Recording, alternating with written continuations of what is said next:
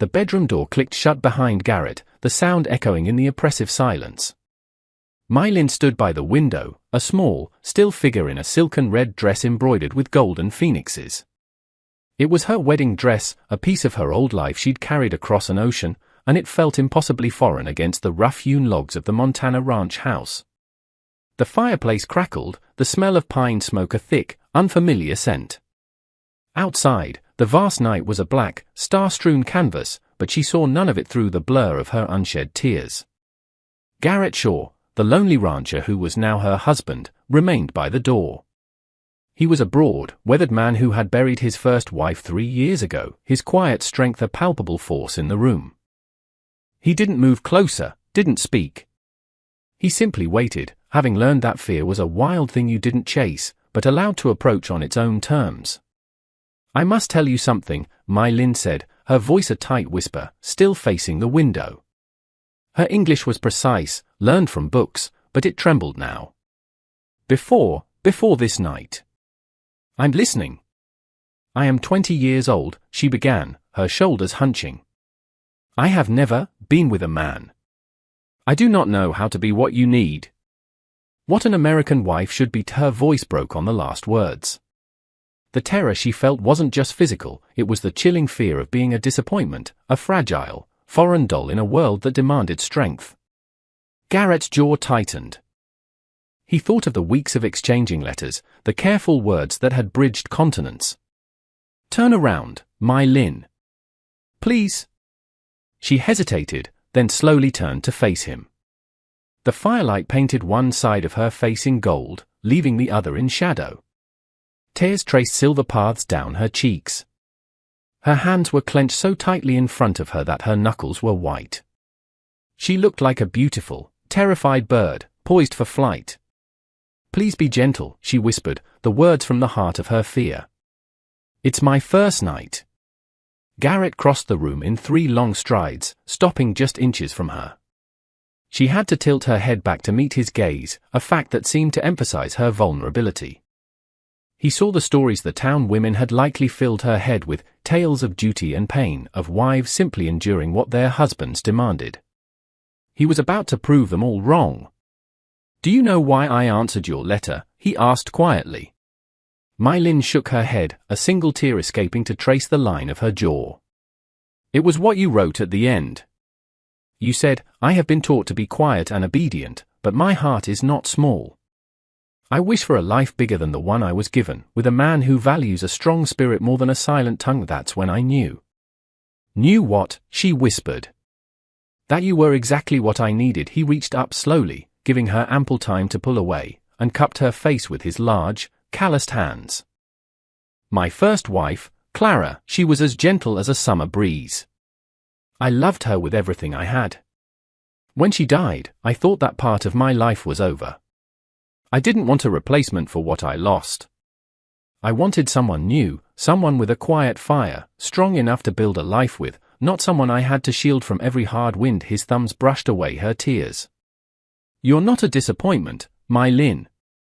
You're the answer to a prayer I didn't know how to speak. But I don't know what to do," she confessed, her voice thick with shame. "And I have heard, it hurts." "No," Garrett's voice was firm, yet gentle.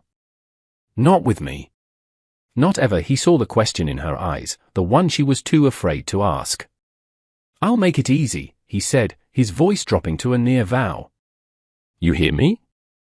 Whatever happens tonight happens at your pace. We stop whenever you want. If all we do is talk until the sun comes up, then that's what we'll do. I would wait a week, a month, a year, however long you need to trust me." She stared at him as if he'd spoken in a language she'd never heard, a language of impossible kindness. "Why?" "Because kindness is the only thing that truly matters in a marriage bed," he said with a faint smile. "Clara taught me that. And now, I'm going to teach you." He pulled her closer, wrapping his arms around her waist and holding her small frame against his solid chest. "This isn't about me taking something from you. It's about us discovering each other. And that takes time." Something in Mai Lin's chest, a wall built of fear and uncertainty, began to crack. He stepped back, taking her hands. I want you.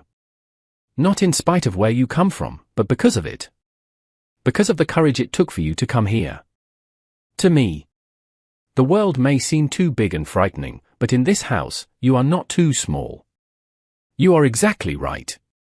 I want to believe you, she whispered, the words catching in her throat. Then let me show you. Garrett led her to the bed, not to lie down, but to sit on the edge of the quilt, side by side. We're going to start slow. So slow you'll think I've lost my mind. He placed his hand over hers where it rested on her lap.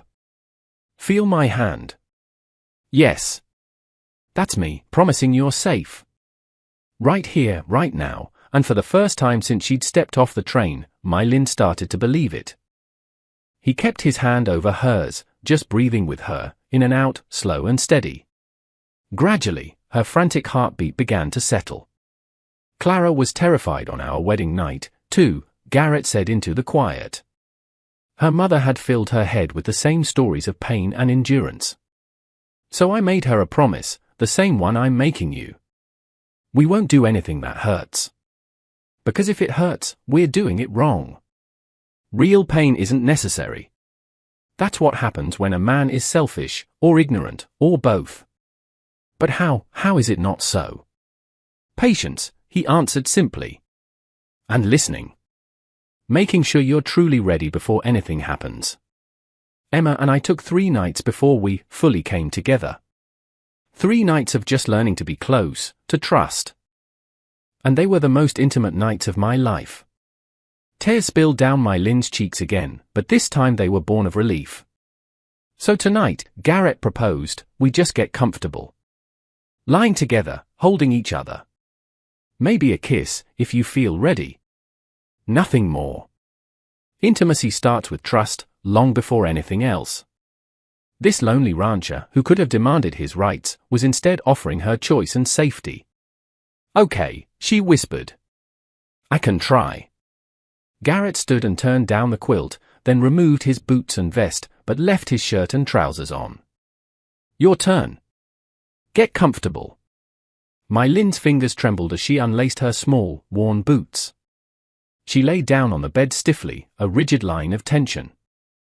Garrett lay beside her, not touching, just a warm presence nearby.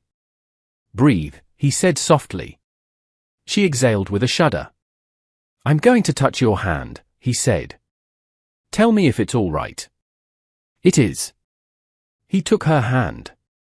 It was small and delicate in his large, calloused one. They lay like that for long minutes until her breathing evened out. He shifted closer, draping an arm across her waist and resting his head on her shoulder. Her body remained tense, but he simply held her, drawing small, soothing circles on her side with his thumb. My heart is racing, too, he murmured against her shoulder. Mylin turned her head, surprised. Truly? Truly? Because you matter to me. And I'm terrified of doing something that makes you afraid of me. I'm afraid I'll fail you, that I'll be like the men you fear. I'm afraid you'll wake up tomorrow and regret choosing me. His honest vulnerability disarmed her completely. She'd been so consumed by her own fear, she hadn't considered his. I do not regret it, she whispered. Even scared, I do not regret you. A profound shift occurred in the small space between them. Hesitantly, Mylin turned onto her side to face him, wrapping her arms around his middle. He fit against her, a fortress of warmth and safety. Is this okay? She asked. A sound that was half laugh, half sob escaped him. It's perfect. They held each other, and slowly the fear began to melt into something else. Not desire, not yet, but a deep, resonant connection. After a long while, Mylin whispered, Garrett. Yes? May I try to kiss you? A real kiss? He pulled back just enough to see her face, his eyes full of warmth. Are you sure? No. But I want to try. Then yes. But remember, you're in control. She nodded, and, trembling but determined, she leaned in and pressed her lips to his. It was clumsy at first, hesitant and uncertain. But Garrett was patient, guiding without demanding, his lips gentle against hers. And then, Something clicked. The kiss deepened, softened, became something real and beautiful. When they finally broke apart, both breathing hard, she whispered, "It was not what I feared." Garrett gave a low chuckle that filled the room with warmth. "Good." She smiled, a true, radiant smile, and kissed him again. And again. She was learning him, learning herself, learning that maybe she wasn't too small or too different after all. Maybe she was exactly enough. They kissed until Mai Lin's fear had fully transformed into a warm, blossoming curiosity. When they finally paused for breath, she looked at him, her dark eyes shining. Can we try more?" "Not everything. Just more." Garrett searched her face. "You're sure? We don't have to rush." "I know. But I do not want to stop. I feel fear still, but underneath it, something else wants to know what is next." "That's good," he said, his voice thick with emotion. "That's how it should feel." He sat up, bringing her with him. "But promise me one thing. The second something hurts, not just feels new or strange, but actually hurts, you tell me. Promise." "I promise." "Your dress," he said softly. "It's beautiful, but you should be comfortable." He turned, presenting his back to her. "I won't look. You can put on your nightgown." Mai Lin's fingers fumbled with the intricate clasps. "Garrett," she said, her voice small. "I cannot reach the ones on my back. Do you want help?" A wave of modesty washed over her, but the desire to be comfortable, to trust him in this small way, was stronger. "Yes, please." He turned and his fingers, surprisingly nimble, worked the tiny clasps free. The silk fell away, and she quickly pulled on a simple cotton nightgown. When he turned back, his eyes were full of a reverence that stole her breath. "You're beautiful." "It is only cotton." "I'm not talking about the nightgown." He took her hands. "I'm talking about you. Scared but brave. That's what's beautiful." She didn't know how to respond, so she pulled him close and kissed him again, this time with more confidence. When he pulled back, his voice was rough. "Mai Lin, I need to know your boundaries before I lose the ability to think. How far do you want to go?" This was the moment. She could stop now, safe and comfortable, or she could trust him. Trust herself. "I want to try," she said, her voice gaining strength. "I want to know if it can be the way you described. Without pain." "All right," he nodded slowly. "But we do this my way. Lie down and close your eyes." She did as he asked, her senses heightening in the darkness behind her lids. She heard the fire, smelled the pine and leather, felt the soft quilt beneath her. Then, she felt his hand on her ankle, warm and solid through the cotton. "I'm going to touch you," he said quietly. "Tell me what feels good." His hand moved slowly up her leg, over her hip, to her ribs. His touch was a map, learning the lines of her body, always slow, always respectful. "Your body is telling me a story," he murmured. "And it's telling me you're ready for more." "I am," she whispered. "Then open your eyes." She did. He was leaning over her, his expression a mixture of profound tenderness and restrained desire. "What happens next might feel intense," he said. "Not painful, but intense. Say the word, and we stop." He leaned down and kissed her, a kiss full of purpose and promise. As his hands and mouth began a slow, patient exploration, Mai Lin understood. This wasn't something being done to her, it was something they were discovering together. When he whispered against her skin, "You're doing so well, so brave, so beautiful," she believed him. For the first time in her life, she felt worthy of gentleness, worthy of this patient, powerful love. What happened next was tender and careful, and nothing like the brutal act she had been taught to expect.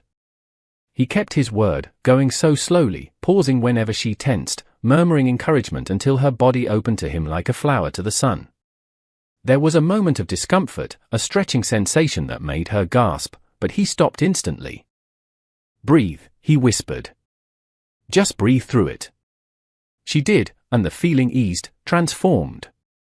Okay, she whispered. I am all right. You're perfect, he murmured, and then they were moving together, a rhythm that belonged only to them. When it was over, and they lay spent and trembling in each other's arms, My Lin finally understood the connection she'd only read about in poetry. It didn't hurt, she whispered, in awe. We made it easy, Garrett corrected gently. Together. She rested her hand over his heart. Thank you. For teaching me my body is not wrong. Your body is perfect, he said, kissing her softly. And I'll spend the rest of my life making sure you never forget it. 3 months later, My Lin stood in the town's general store. She heard the whispers from the other women, saw the smirks from the men. But she no longer tried to make herself invisible. She stood with a quiet dignity, one hand resting on her belly where a new life was beginning. When she stepped outside, Garrett was waiting with the wagon. He helped her up, not because she needed it, but because he loved to touch her. You all right? He asked, seeing a flicker of something in her expression. They were whispering, she said, but then she smiled, a smile that reached her eyes. And I did not care. Because I know something they don't. What's that? That when two people truly fit, nothing else matters. She took his hand and placed it on her belly. We fit, Garrett. In every way. His eyes widened in understanding, then lit up with a joy so fierce it seemed to brighten the dusty street. He let out a whoop and pulled her from the wagon, kissing her deeply, right there in front of the whole town. He was showing them all that he loved his wife, this remarkable woman from across the world. When he finally let her go, both of them breathless and grinning, she whispered, "Thank you. For everything." Garrett cupped her face, his gaze holding all the love and tenderness that had changed her life. You don't have to thank me for loving you, My Lin. That's the easiest thing I've ever done.